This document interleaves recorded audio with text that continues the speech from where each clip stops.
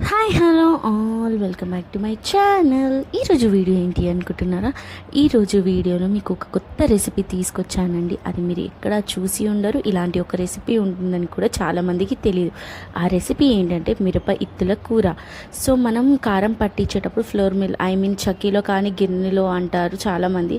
So అక్కడ పట్టించినప్పుడు మనం కారం పట్టిన తర్వాత అడుగు భాగంలో కొన్ని ఇత్తులు ఏంటంటే రవ్వలాగా అయిపోయి మిగిలిపోతాయి. దాన్ని మనం అడిగితేనే వాళ్ళు ఇస్తారు. సో దాన్ని మనం 3 times వాష్ చేసుకొని తర్వాత నానబెట్టుకొని ఇలా గ్రైండర్లో మసాలాతో పాటు గ్రైండ్ చేసుకోవాలి. మసాలా ఏంటి అంటే ధనియాలు, జీలకర్ర, ఎల్లిగడ్డ, నువ్వులు కలిపి ఫస్ట్ గ్రైండ్ చేసుకున్న తర్వాత మనం నానబెట్టుకున్న మిరప ఇత్తుల్ని వాటర్తో పాటు వేసేసి పేస్ట్ లాగా వేసుకోవాలి. ఒక గిన్నెలో ఆయిల్ వేసేసుకొని అందులో ఆవాలు, ఇంకా ఎండుమిరపకాయలు, రౌండ్ ఉల్లిగడ్డలు, చిన్న చిన్న ఉల్లిగడ్డలు ఉంటాయండి వైట్ కలర్వి, అవి మాత్రమే వేసుకోవాలి. దీనికి ఆ టేస్ట్ బాగుంటుంది.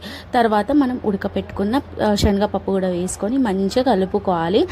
అదంతా మంచిగా వేగిన తర్వాత మనం ఏంటంటే కొంచెం ఉప్పు, పసుపు, కారం కూడా వేసుకోవాలి. కారం కొంచెం తక్కువ వేసుకోవాలి, ఎందుకంటే ఇవి ఆల్రెడీ కొంచెం స్పైసీగానే ఉంటాయి మిరపకాయ ఇత్తులు కాబట్టి కొంచెం పేస్ట్ మనం స్పైసీగానే ఉంటుంది.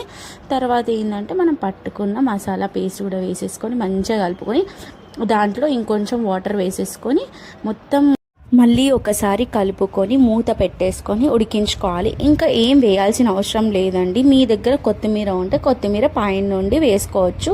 అంతే, చాలా సింపుల్ రెసిపీ. సో మీరు ఎవరైనా చూసి ఉంటే